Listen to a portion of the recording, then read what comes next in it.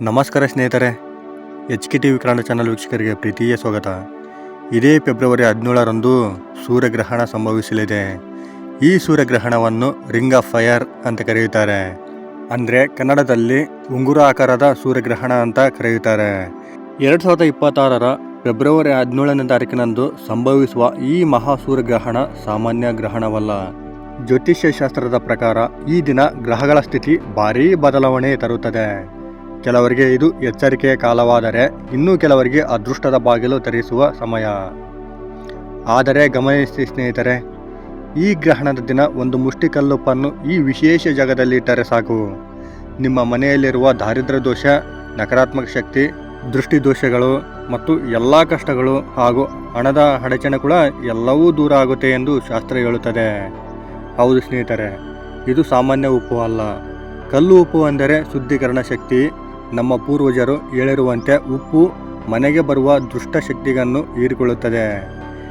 ಸೂರ್ಯಗ್ರಹಣದ ಶಕ್ತಿಯ ಜೊತೆಗೆ ಮಾಡಿದರೆ ಅದರ ಪರಿಣಾಮ ದ್ವಿಗುಣವಾಗುತ್ತದೆ ಎಂದು ಹೇಳುತ್ತಾರೆ. ಈ ಒಂದು ಸಣ್ಣ ಉಪಾಯದಿಂದ ಹಣದ ಹರಿವು ಹೆಚ್ಚಾಗಬಹುದು, ಮನೆಯಲ್ಲಿ ಶಾಂತಿ ನೆಲೆಸಬಹುದು, ಅದೃಷ್ಟದ ಬಾಗಿಲು ತೆರೆದುಕೊಳ್ಳಬಹುದು. ಆದರೆ ಈ ಉಪಾಯವನ್ನು ಹೇಗೆ ಮಾಡಬೇಕು, ಯಾವ ಜಾಗದಲ್ಲಿ ಇಡಬೇಕು, ಎಷ್ಟು ಸಮಯ ಇಡಬೇಕು ಮತ್ತು ಯಾವ ತಪ್ಪುಗಳನ್ನು ಮಾಡಬಾರದು, ಈ ಒಂದು ಮುಷ್ಟಿ ಕಲ್ಲುಪ್ಪಿನ ಉಪಾಯವನ್ನು ಮಾಡಿದರೆ ನೀವು ಕೋಟ್ಯಾಧಿಪತಿ ಆಗುವುದನ್ನು ತಪ್ಪಿಸಲು ಈ ಪ್ರಪಂಚದಲ್ಲಿರುವ ಯಾವ ಶಕ್ತಿಯಿಂದನೂ ಸಾಧ್ಯವಿಲ್ಲ. ಹೌದು ಸ್ನೇಹಿತರೆ, ಅಷ್ಟೊಂದು ಶಕ್ತಿ ಈ ಕಲ್ಲುಪ್ಪಿನ ಉಪಾಯಕ್ಕಿದೆ. ಈ ಎಲ್ಲ ಸಂಪೂರ್ಣ ಮಾಹಿತಿಯನ್ನು ಇವತ್ತಿನ ಈ ವಿಡಿಯೋದಲ್ಲಿ ನಿಮಗೆ ಸಂಪೂರ್ಣವಾಗಿ ತಿಳಿಸುತ್ತೇನೆ. ಆದ್ದರಿಂದ ಈ ವಿಡಿಯೋವನ್ನು ಯಾವುದೇ ಕಾರಣಕ್ಕೂ ಮಿಸ್ ಮಾಡಬೇಡಿ ಮತ್ತು ಈ ವಿಡಿಯೋವನ್ನು ತಪ್ಪದೇ ಕೊನೆವರೆಗೂ ನೋಡಿ. ಅದಕ್ಕಿಂತ ಮೊದಲು ನೀವಿನ್ನೂ ನಮ್ಮ ಚಾನಲನ್ನು ಸಬ್ಸ್ಕ್ರೈಬ್ ಮಾಡದೆ ನೋಡ್ತಿದ್ರೆ ದಯವಿಟ್ಟು ಈ ವಿಡಿಯೋಗೆ ಒಂದು ಲೈಕ್ ಕೊಟ್ಟು ನಮ್ಮ ಚಾನಲನ್ನು ಸಬ್ಸ್ಕ್ರೈಬ್ ಮಾಡಿಕೊಂಡು ಪಕ್ಕದಲ್ಲಿರುವ ಬೆಲ್ ಬಟನನ್ನು ಒತ್ತಿ. ಯಾಕೆಂದರೆ ನಾವು ಹಾಕುವ ಎಲ್ಲ ಜ್ಯೋತಿಷ್ಯ ಮಾಹಿತಿಯನ್ನು ನೀವು ಮೊದಲು ನೋಡಬಹುದು. ಸ್ನೇಹಿತರೆ, ಆತ್ಮಗಳ ಜೊತೆ ಲೀನವಾಗಿರುವ ಮಹಾಶಿವನ ಆಶೀರ್ವಾದ ನಿಮ್ಮ ಮತ್ತು ನಿಮ್ಮ ಕುಟುಂಬದವರ ಮೇಲೆ ಸದಾ ಇರಬೇಕಂತ ಬಯಸಿದವರು ಓಂ ನಮಃ ಶಿವಾಯ ಅಂತ ಕಮೆಂಟ್ ಮಾಡದೆ ಮರಿಬೇಡಿ. ಫೆಬ್ರವರಿ 17ರಂದು ಸಂಭವಿಸುವ ಸೂರ್ಯಗ್ರಹಣ ಅತ್ಯಂತ ಪ್ರಭಾವಶಾಲಿ ಎಂದು ಜ್ಯೋತಿಷ್ಯ ಶಾಸ್ತ್ರ ಹೇಳುತ್ತದೆ. ಈ ದಿನ ಗ್ರಹಗಳ ಚಲನೆಯಿಂದ ಭೂಮಿಯ ಮೇಲೆ ಶಕ್ತಿಗಳು ದೊಡ್ಡ ಬದಲಾವಣೆ ಉಂಟಾಗುತ್ತದೆ. ಕೆಲವರಿಗೆ ಇದು ಪರೀಕ್ಷೆಯ ಸಮಯವಾದರೆ ಇನ್ನೂ ಕೆಲವರಿಗೆ ಅದೃಷ್ಟದ ಬಾಗಿಲು ತೆರೆಸುವ ಮಹಾ ಅವಕಾಶ. ಈ ಗ್ರಹಣದ ರಾತ್ರಿ ಕೇವಲ ಒಂದು ಮುಷ್ಟಿ ಕಲ್ಲುಪ್ಪನ್ನು ಸರಿಯಾದ ಜಾಗದಲ್ಲಿ ಇಟ್ಟರೆ ಸಾಕು. ದಾರಿದ್ರ್ಯ ನಿವಾರಣೆ, ಹಣದ ಅಡಚಣೆಗಳು ದೂರ ಮತ್ತು ಲಕ್ಷ್ಮೀ ಕಟಾಕ್ಷ ದೊರೆಯುತ್ತದೆ ಎಂದು ನಂಬಿಕೆ ಇದೆ. ಇದು ಅಂಧಶ್ರದ್ಧೆ ಅಲ್ಲ ಸ್ನೇಹಿತರೆ, ನಮ್ಮ ಹಿರಿಯರು ಅನುಸರಿಸಿದ ಒಂದು ಸರಳ ಉಪಾಯ. ಸೂರ್ಯಗ್ರಹಣ ಅಂದರೆ ಸೂರ್ಯನು ಆತ್ಮಕಾರಕ ಗ್ರಹ. ಆತ್ಮಬಲ, ಹೆಸರು, ಗೌರವ, ಅಧಿಕಾರ ಎಲ್ಲವೂ ಸೂರ್ಯನಿಂದಲೇ ಆಗುತ್ತದೆ. ಗ್ರಹಣದ ಸಮಯದಲ್ಲಿ ಸೂರ್ಯನ ಶಕ್ತಿ ತಾತ್ಕಾಲಿಕವಾಗಿ ಕಡಿಮೆಯಾಗುತ್ತದೆ. ಈ ಸಮಯದಲ್ಲಿ ನಕಾರಾತ್ಮಕ ಶಕ್ತಿಗಳು ಹೆಚ್ಚಾಗುತ್ತವೆ ಎನ್ನಲಾಗುತ್ತದೆ. ಆದ್ದರಿಂದ ದೇವರ ಜಪ, ದಾನ, ಧರ್ಮ, ಶುದ್ಧೀಕರಣ ಉಪಾಯ ಇವು ಮಾಡಿದರೆ ಸುಫಲ ಹೆಚ್ಚಾಗುತ್ತದೆ. ಆದರೆ ಕಲ್ಲುಪ್ಪಿನ ಮಹತ್ವ ಏನು ಗೊತ್ತಾ? ಉಪ್ಪು ಎಂದರೆ ಶುದ್ಧೀಕರಣದ ಸಂಕೇತ. ನಮ್ಮ ಮನೆಯಲ್ಲಿ ದೃಷ್ಟಿ ತೆಗೆಯಲು ಹಾಕಲು ಉಪ್ಪು ಬಳಕೆ ಮಾಡುತ್ತಾರೆ. ವಾಸ್ತುದೋಷ ನಿವಾರಣೆಗಾಗಿ ಉಪ್ಪನ್ನು ಬಳಸುತ್ತಾರೆ. ನಕಾರಾತ್ಮಕ ಶಕ್ತಿ ಹೀರಿಕೊಳ್ಳಲು ಉಪ್ಪನ್ನು ಬಳಸುತ್ತಾರೆ. ಕಲ್ಲುಪ್ಪು ಪ್ರಾಕೃತಿಕವಾಗಿರುವುದರಿಂದ ಅದರ ಶಕ್ತಿ ಹೆಚ್ಚು ಎಂದು ನಂಬಲಾಗುತ್ತದೆ. ದುಷ್ಟಶಕ್ತಿ ಹೀರಿಕೊಳ್ಳುತ್ತದೆ, ಮನಸ್ಸಿನ ಒತ್ತಡ ಕಡಿಮೆ ಮಾಡುತ್ತದೆ, ಹಣದ ಅಡಚಣೆ ನಿವಾರಣೆ ಮಾಡುತ್ತದೆ. ಸ್ನೇಹಿತರೆ, ಉಪಾಯ ಮಾಡುವ ಸರಿಯಾದ ಸಮಯ ಯಾವಾಗ ಗೊತ್ತಾ? ಫೆಬ್ರವರಿ 17ನೇ ತಾರೀಕಿನಂದು ಸೂರ್ಯಗ್ರಹಣದ ದಿನ ರಾತ್ರಿ 9 ಗಂಟೆಯ ನಂತರದ ಮಲಗುವ ಮೊದಲು ಈ ಸಮಯದಲ್ಲಿ ಉಪಾಯ ಮಾಡಿದರೆ ಉತ್ತಮ. ಅಂದರೆ ರಾತ್ರಿ 11:30, 12 ಗಂಟೆ, 1 ಗಂಟೆ ಮಾಡೋದಲ್ಲ. ಸೂರ್ಯಗ್ರಹಣದ ದಿನ ರಾತ್ರಿ 9ರಿಂದ 11 ಒಳಗೆ ಈ ಮಲಗುವ ಮೊದಲು ಈ ಉಪಾಯವನ್ನು ಮಾಡಬೇಕು. ಯಾಕೆಂದರೆ ಕೆಲವು ತಂತ್ರ ಮಂತ್ರ ಉಪಾಯವನ್ನು ಮಾಡುವ ಕೆಲವೊಂದು ನಿರ್ದಿಷ್ಟ ಸಮಯವಿರುತ್ತದೆ. ಆ ಸಮಯದಲ್ಲಿ ಮಾಡಿದರೆ ಮಾತ್ರ ಅದರ ಶಕ್ತಿ ಹೆಚ್ಚಾಗಿರುತ್ತದೆ ಮತ್ತು ಅದರಿಂದ ಒಳ್ಳೆಯದಾಗುತ್ತೆ, ಉಪಾಯ ಫಲಿಸುತ್ತದೆ. ಹಾಗಾಗಿ ಸೂರ್ಯಗ್ರಹಣದ ದಿನ ಈ ಒಂದು ಮುಷ್ಟಿ ಕಲ್ಲುಪ್ಪಿನ ಉಪಾಯವನ್ನು 9ರಿಂದ 11 ಒಳಗೆ ಮಾಡಬೇಕು. ಈ ಉಪಾಯವನ್ನು ಮಾಡುವ ವಿಧಾನ ಹೇಗಿರುತ್ತೆ ಅಂದರೆ, ಒಂದು ಸ್ವಚ್ಛ ಬಟ್ಟೆ ಅಥವಾ ಚಿಕ್ಕ ಪಾತ್ರೆ ತೆಗೆದುಕೊಳ್ಳಿ. ಅದರಲ್ಲಿ ಒಂದು ಮುಷ್ಟಿ ಕಲ್ಲುಪ್ಪು ಹಾಕಿ. ನಂತರ ಅದನ್ನು ಮನೆಯ ಮುಖ್ಯ ಬಾಗಿಲಿನ ಒಳಭಾಗದ ಎಡಗಡೆಯಲ್ಲಿ ಇಡಿ ಅಥವಾ ಮನೆಯ ಉತ್ತರ ಪೂರ್ವ ಕೋಣೆಯಲ್ಲಿ ಇಡಿ. ಇಲ್ಲ ಅಂದರೆ ನಿಮ್ಮ ಅಡಿಗೆ ಮನೆಯ ಉತ್ತರ ದಿಕ್ಕಿನಲ್ಲಿ ಇಡಿ. ಅದು ಇಲ್ಲಾಂದರೆ ಈ ಉಪಾಯದ ಒಂದು ಮುಷ್ಟಿ ತಂತ್ರದ ಉಪಾಯವನ್ನು ನಿಮ್ಮ ಹಣ ಇಡುವ ಲಾಕರ್ನ ಕೆಳಗಡೆ ಇಡಿ.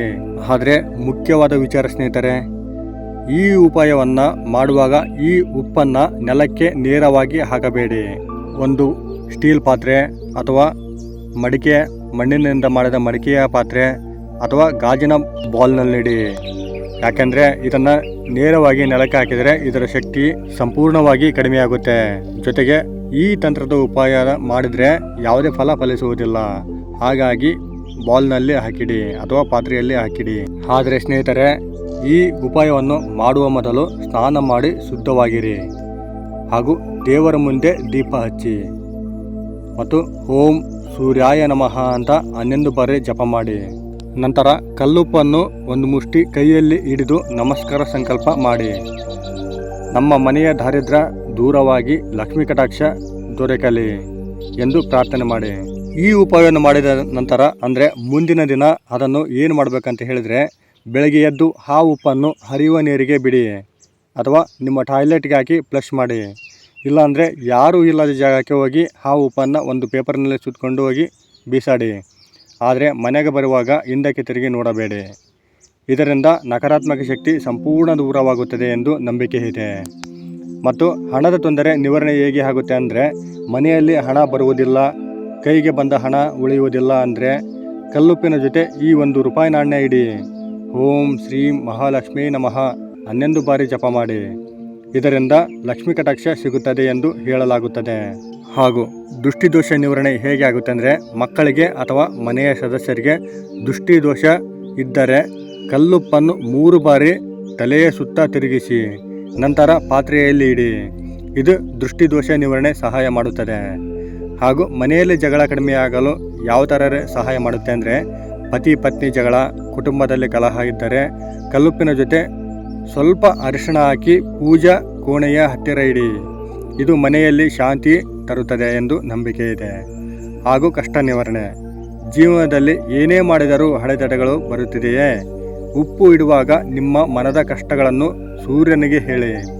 ಓಂ ಸೂರ್ಯಾಯ ನಮಃ ಮೊದಲೇ ಹೇಳಿದ ಹಾಗೆ 11 ಬಾರಿ ಜಪ ಮಾಡಿ. ಗ್ರಹಣದ ಶಕ್ತಿ ನಿಮ್ಮ ಕಷ್ಟಗಳನ್ನು ಕರಗಿಸುತ್ತದೆ.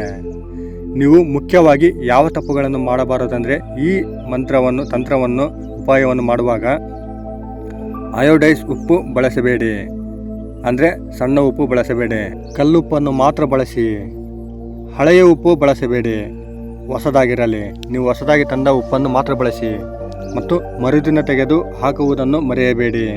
ಯಾಕೆಂದರೆ ಹೀಗೆ ಮಾಡಿದರೆ ಅದರ ಉಪಾಯ ಫಲಿಸುವುದಿಲ್ಲ ಮತ್ತು ಅದರ ಶಕ್ತಿ ಕೂಡ ಕಡಿಮೆಯಾಗುತ್ತೆ. ಈ ಉಪಾಯವನ್ನು ಹಾಸ್ಯವಾಗಿ ಮಾಡಬೇಡಿ, ಭಕ್ತಿಯಿಂದ ಮಾಡಿ.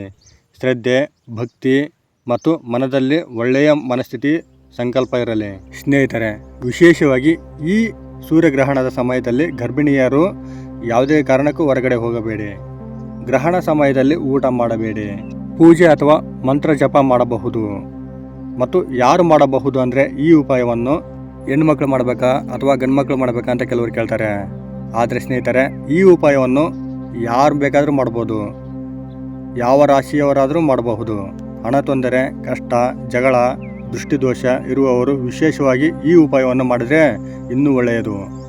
ಮತ್ತು ಸ್ನೇಹಿತರೆ, ಜೀವನದಲ್ಲಿ ಕಷ್ಟ ಬರುವುದು ಸಹಜ. ಆದರೆ ದೇವರ ಮೇಲೆ ನಂಬಿಕೆ ಇಟ್ಟು ಸಣ್ಣ ಉಪಾಯ ಮಾಡಿದರೆ ಮನಸ್ಸಿಗೆ ಶಾಂತಿ ಬರುತ್ತದೆ. ಈ ಉಪಾಯವನ್ನು ಭಕ್ತಿಯಿಂದ ಮಾಡಿ, ಫಲ ನಿಧಾನವಾಗಿ ಕಾಣಬಹುದು. ಇಷ್ಟೇ ಸ್ನೇಹಿತರೆ, ಇದಕ್ಕೇನು ಹಣ ಖರ್ಚು ಮಾಡಬೇಕಾಗಿಲ್ಲ, ಸಮಯ ಕೂಡ ಜಾಸ್ತಿ ವೇಸ್ಟ್ ಆಗಲ್ಲ. ನಿಮ್ಮ ಮನೆಯ ಕುಟುಂಬದ ಸದಸ್ಯರ ಒಳಿತಿಗಾಗಿ ಈ ಉಪಾಯವನ್ನು ಮಾಡಿ. ನೋಡಿದ್ರಲ್ಲ ಸ್ನೇಹಿತರೆ, ಈ ಮಾಹಿತಿ ನಿಮಗೆ ಇಷ್ಟ ಆಗಿದೆ ಅಂತ ಅಂದ್ಕೊಂಡಿದ್ದೀವಿ. ಇಷ್ಟ ಆಗಿದ್ರೆ ದಯವಿಟ್ಟು ಈ ವಿಡಿಯೋಗೆ ಒಂದು ಲೈಕ್ ಕೊಡಿ.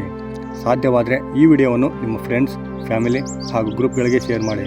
ನೀವು ಶೇರ್ ಮಾಡುವುದರಿಂದ ನಿಮ್ಮಿಂದ ಅವರಿಗೆ ಉಪಯೋಗ ಆಗಬಹುದು. ಇನ್ನೂ ಹೆಚ್ಚಿನ ಜ್ಯೋತಿಷ್ಯ ಮಾಹಿತಿಗಾಗಿ ನಮ್ಮ HK TV ಕನ್ನಡ ಚಾನಲನ್ನು ಸಬ್ಸ್ಕ್ರೈಬ್ ಮಾಡಿಕೊಂಡು ಸಪೋರ್ಟ್ ಮಾಡಿ. ಧನ್ಯವಾದ.